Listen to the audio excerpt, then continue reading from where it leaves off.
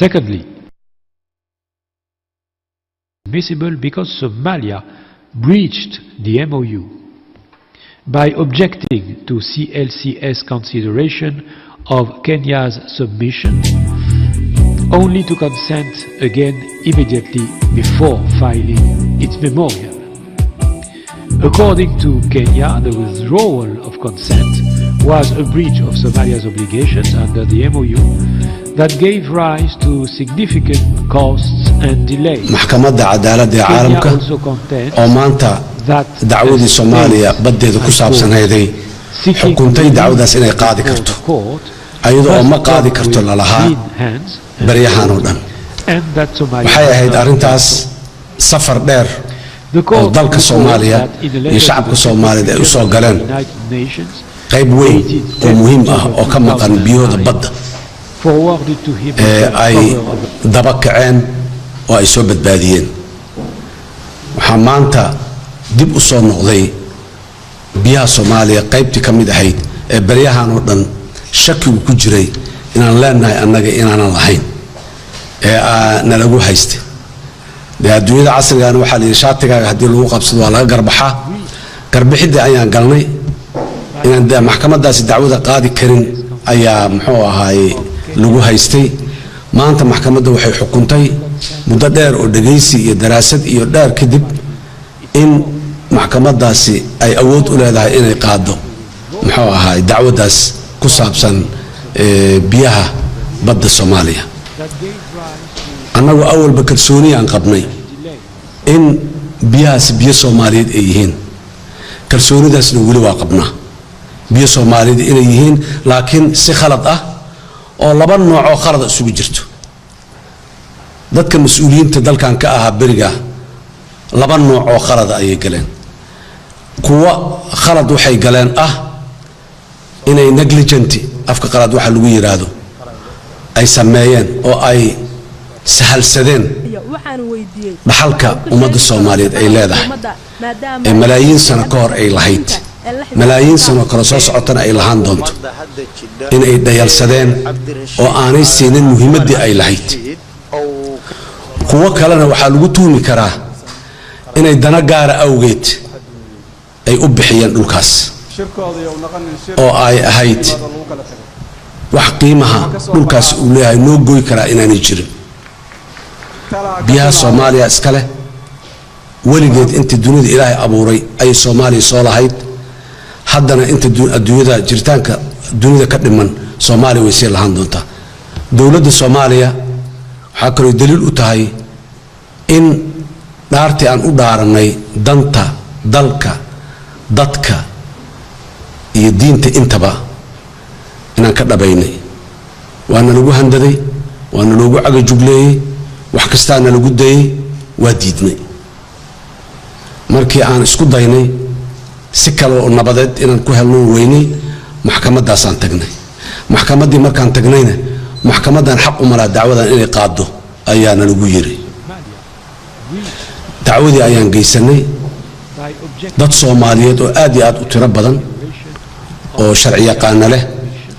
oo injineero cilmiga badda leh oo maxaan ku raadin dawladda Soomaaliya qaybaheeda kala duwan qaasta garsoorkeeda leh dawladda leh shacabka Soomaaliyeed ee dal iyo dibadba ku dhaqan leh ayaa u istaagay inay yiraahdaan maya arintaasi muxuu ahaay badeena anaga iska leh ka tag dhaafa badeena way ugu dhiirigeliyeen way ugu garab istaageen inaan ku dhiirano inaan cadeysano bad in kasta oo dawlad tabar daran aan ahayn haddana waxaan ku adkaysanay badeena inaan leenahay kamaanaan xishoon kamaanaan cabsan dana kalena kama jirin maanta xukunka maxkamadda wuxuu bilow u yahay dacwad dheer oo muddo qaadan doonto waxaan leeyahay dadka Soomaaliyeed ha u diyaar garoobaan mar kale dacwadaas muddada qaadanayso xoog iyo xoolo iyo caqli iyo midnimo inaan ku wajahno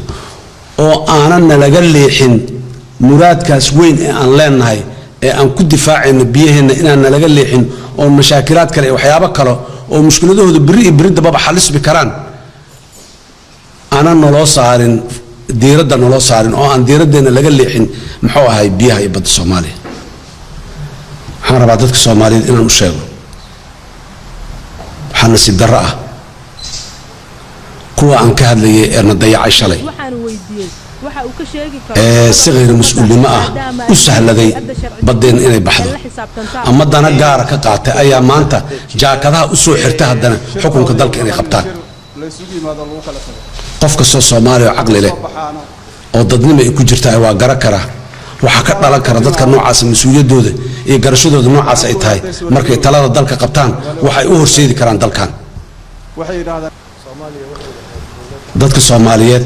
ha foojignaadaan indhooda kor nin nacayb maaha nin jeclaysi maaha laakiin waxaan leenahay dadka mas'uuliyadda loo dhiibaayo oo dalka iyo danihiisa lagu aaminayo ha laga fiirsado gadaashooda iyo khalfiyaadkooda iyo taariikhdoodii horena dib ha loo eego malafyadoodii hore dib ha loo eego meesha ay ka yimideen waxa ay soo mareen iyo mas'uuliyadda markii loo dhiibay meesha ay dhigeen dib ha loo eego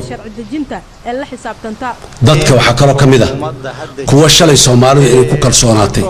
taladii u dhiibatay ee taladii meel cidla u cararay gaal hebela diidan awgeed iyo ajnabi hebela soo diiday awgeed taladii inta dhulka u dhiga ayadoo shacbiga jirid ku taagan yihiin oo ay garab taagayeen taageeradooda ay u muujeen xilka inta dhulka dhiga ka cararay maanta haddana soo qof cusub dad cusub ay soo noqdeen dadkaas dadka Soomaalida walaalayaal caatifad maaha nacayb iyo jacayl maaha taladu maalin bay kula habboon tahay aad uga fiirso qofka aad muxuu ahay mas'uuliyadda iyo dalka aad ku aaminaysid waxaan ummadda Soomaaliyeed meel kasta ay joogaan aan u ballan qaadaya inta aan noolahay haddii aan madaxweyne ahay iyo haddii aanan madaxweyne ahaynba marna inaanan raalli ka noqonaynin taageeraynin garab istaagaynin mitir ka mida biyaha Soomaaliya in la qaato oo lagu qaato ogaalkeen iyo rabitaankeen iyo ka raalli ahaanshaheen inaan lagu qaadanaynaan ummadda Soomaaliyeed u ballan qaadaya haddaan xilka ka degana qadiyadaas waa u taaganahay haddaan xilka sii hayana qadiyadaas waa u taaganahay biyaha Soomaaliya annaga iska leh inta yarta ee la isku haystaa waa yartahay badda aan leenahay marka loo fiiriyo laakiin annaga iska leh mitir hanoo ahaato hadday doonto annagaa leh 150,000 oo square kilometer waaye annagaa iska leh 3,000 kilometer nacmu 1.8 milyan 1 milyan iyo 800,000 oo kilometer square waaye biyeen 150,000 wax yar ay ka tahay laakiin 1 mitir haday tahay xataa annagaa leh sabab aan uga tanasuli karnaa ma jirto sabab aan u deyn karnaana ma jirto shalaan lahayn awooyaasheena lahaa annagoo nool maanta leh kuwa naga dambeeyo biriyaaya lahaan doona khayraada ku jira iyo barwaaqa ku jirta iyo ma aha waa mabda waxa aan leenahay inaan cishano ilaashan dalka Kenya waa dal aan darisnahay waa dal wax badan naga dhaxeeyaan cadaawad ma aha wax cadaawada oo aan Kenya u qabnaay haba yaraatay ma jirto abaalan ku leenahay abaalay nagu leeyihiin wax badan ay noo qabteen hadday wax badan noo hayaan cadaawad uma qabno cilaaqaadkeenu waa fiican yahay laba dalo isku wanaagsan aan nahay dana badan aan naga dhaxeeyo